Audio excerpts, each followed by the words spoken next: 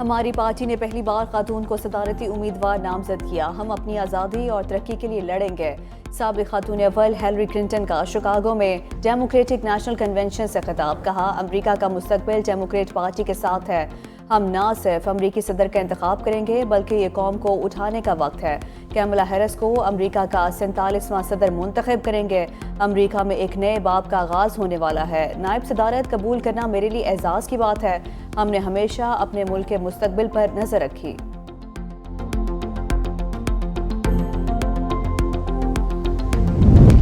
वज़ीर आज़म शहबाज शरीफ की ज़ेर सदारत वफाकी काबीना का इजलास आज होगा। इजलास में 5 निकाती एजेंडे पर गौर किया जाएगा। न्यू इस्लामाबाद इंटरनेशनल एयरपोर्ट की बोली के तरीक़ाकार की तौसीक एजेंडे में शामिल। उज़्बेकिस्तान और पाकिस्तान में ई-कॉमर्स ताउन की मफाहमत की याददाश्त पर दस्तखत एजेंडे का हिस्सा। वफाकी हुकूमत की किफ़ायत शारी के इक़दामात की मंजूरी भी काबीना एजेंडे में शामिल।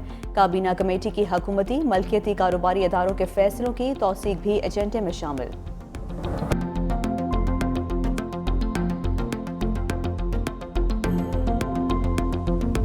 पंजाब और सिंध के हस्पतालों का मवाजना। बिलावल का शहबाज को फिर चैलेंज। कहा, वज़ीर आला सिंध से कहा है वज़ीर आज़म कराची आएँ तो हस्पतालों का दौरा कराएं। इलेक्शन के दिनों में तो मवासने का चैलेंज पूरा नहीं हो सका। मजीद बोले, बातों से ज़्यादा सिंध हुकूमत का काम बोलता है।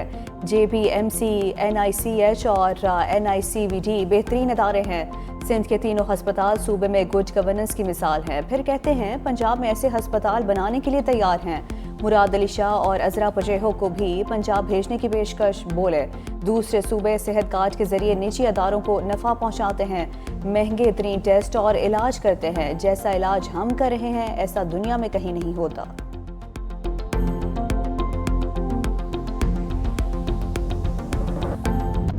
सईद गनी ने पंजाब हुकूमत के रिलीफ पैकेज का पोस्टमार्टम कर दिया। कहा, अरबों रुपए इश्तिहारात पर खर्च हो रहे हैं। 45 अरब की रकम से बेपनाह तरक्याती काम हो सकते हैं। बिजली की कीमत सस्ती करना सियासी दिखावा और एक अजीब सी स्कीम है। सवाल ये है 2 महीने के बाद क्या होगा? शहरियों को दोबारा महंगी बिजली खरीदना पड़ेगी।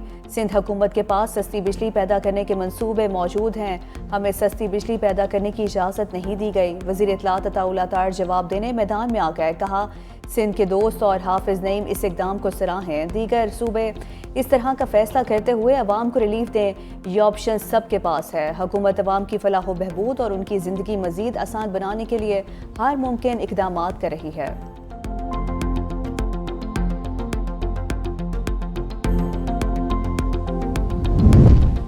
बिजली रिलीफ पैकेज पर पंजाब और सिंध आमने सामने। अज़मा बुखारी ने कहा, पिछले 3 दिन से सिंध हुकूमत परेशान है कि पंजाब हुकूमत ने बिजली के बिलों में रिलीफ क्यों दे दिया। पंजाब की वज़ीर आला को अपने सूबे के अवाम की फिक्र है। आप हसद ना करें, हिम्मत करें और सिंध के अवाम को रिलीफ दें। तहरीक इंसाफ की लाइन फॉलो मत करें। तर्जुमान सिंध हुकूमत सादिया जावेद का पलट कर जवाब। कहा, तख्ते लाहौर वालों को हसद छोड़कर खिदमत में मुकाबले का रवैया अपनाना चाहिए। हुकूमत सिंध शोबदाबाजियों और शोबाजियों पर यकीन नहीं रखती। याद रखें कि हम ना होते तो शहबाज शरीफ वज़ीर आज़म ना होते।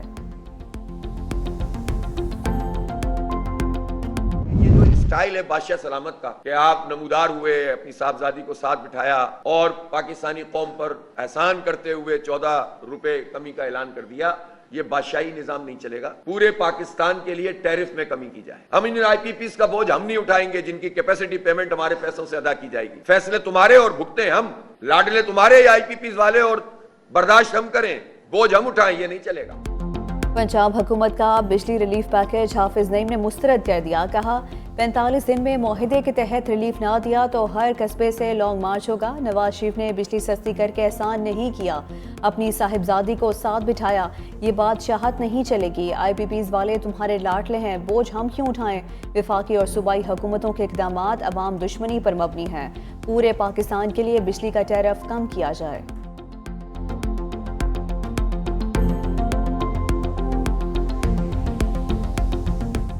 तक 500 यूनिट का है तो होने चाहिए कि बिजली की प्राइस कम हो और सब लोगों के लिए कम हो, और सिर्फ 2 महीने के लिए नहीं बल्कि साल प्राइसेस कम हो। इनसे वो प्राइसें कम नहीं हो रही और ये डेवलपमेंट से ये पैसे उठा करके वहाँ दे रहे। और 200 का अगर आप उसकी टोटल यूनिट बता लें पूरे साल में, ये लेस दिन 1 दिन की जो है ना आप रिलीफ दे रहे, पूरे मुल्क को रिलीफ देने। बैरिस्टर गोहर का पंजाब की बिजली रिलीफ पैकेज पर एतराज, सूबे में 14 रुपए फी यूनिट कमी को नाकाफी करार दे दिया। कहा बिजली की कीमतें 1-2 महीने के लिए नहीं मुस्तकिल कम होनी चाहिए।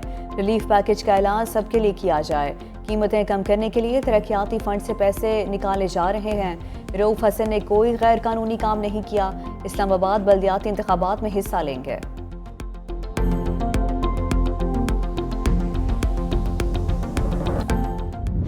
बेवकूफ़ाना ऐलानात का क्या जवाब दें? वज़ीर आला सिंध की नाम लिए बगैर पंजाब हुकूमत पर तनकीद। कहा अजीब व गरीब ऐलानात होते हैं जिसकी वजह से हम परेशानी में आ जाते हैं। नहीं पता लोग टीवी पर आने के लिए वक्त कैसे निकालते हैं। हम काम बताने से ज़्यादा काम करने पर यकीन रखते हैं। शुक्र है वफाकी हुकूमत ने कराची के तीनों अस्पतालों को देखना छोड़ दिया। बजट हम दे रहे हैं, कंट्रोल वफाक का नहीं हो सकता।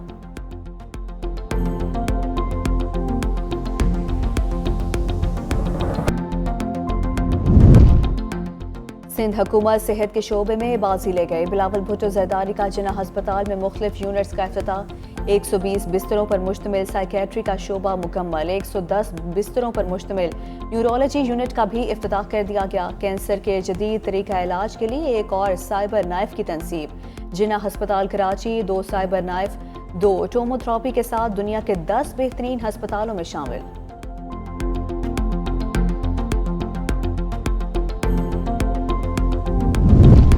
अडियाला के मकीन के खदशात सहाफ़ियों से गैर रस्मी गुफ्तगू में पानी PTI ने कहा फैज हमीद को मेरे खिलाफ वादा मुआफ गवाह बनाया जाएगा। गिरफ्तारी का ड्रामा मेरा मुकदमा मिलिट्री कोर्ट में ले जाने के लिए किया जा रहा है। इन्हें पता है मेरे खिलाफ तमाम मुकदमात खोखले हैं जो स्टैंड नहीं करेंगे। कहा जा रहा है फैज हमीद 9 मई का मास्टरमाइंड है। अगर तो 9 मई को फैज ने मेरे अगवा का ऑर्डर दिया तो इसे पकड़ें। सिर्फ इतना जानता हूँ कि बाजवा ने बताया कि फैज सबसे काबिल जर्नल है।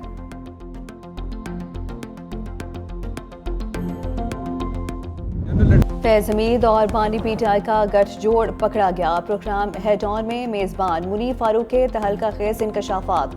मुतल्लिका हलकों को दोनों के राबतों के सबूत मिल गए। ज़राए के मुताबिक फैज हमीद को अब 9 मई को फौज में बगावत कराने के इल्जाम में भी चार्ज किया जाएगा।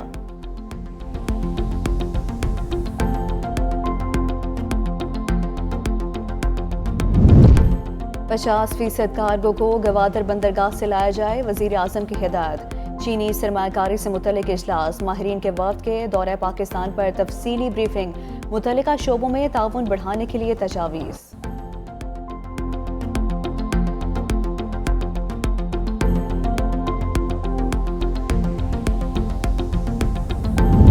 सुस्त इंटरनेट गुत्थियां मजीद उलझने लगी। फायरवॉल तनसीब का फैसला पहले PTI हुकूमत में हुआ।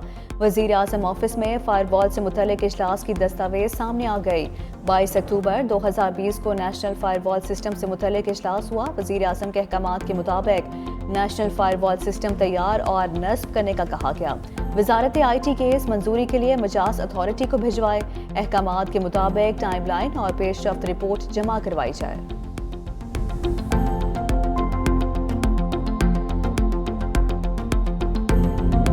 मंकी पॉक्स का एक और मुश्तबा केस सामने आ गया। इस्लामाबाद के पिम्स अस्पताल में मंकी पॉक्स का मुश्तबा केस रिपोर्ट।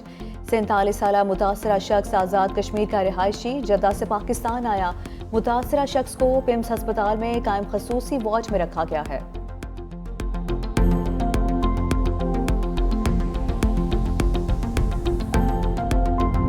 राशिद मिन्हाज शहीद को सलाम। फ्लाइट ऑफिसर का 53वां यौम शहादत। पाक फ़िज़ाइया का जंगी जहाज भारत ले जाने की कोशिश नाकाम बनाई। इंतहाई कम उम्री में जाम शहादत नोश किया। जान का नजराना पेश करने पर सबसे बड़े फौजी एजाज निशान हैदर से नवाजा गया। मुसल्लह फ़ौज chairman joint chief of staff committee और सर्विसेज चीफ्स का खराज अकीदत।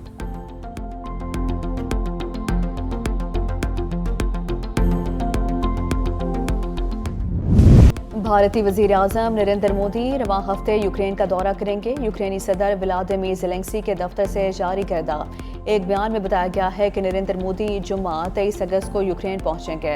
भारतीय वजारत खारिजा ने भी मोदी के यूक्रेन के दौरे की तस्दीक कर दी है, ताहम हतमी तारीख का ऐलान नहीं किया गया। यूक्रेनी हुकूमत के मुताबिक भारतीय वज़ीर आज़म का यूक्रेन का पहला दौरा होगा। मोदी ने गुज़श्ता माह रूस का भी दौरा किया था।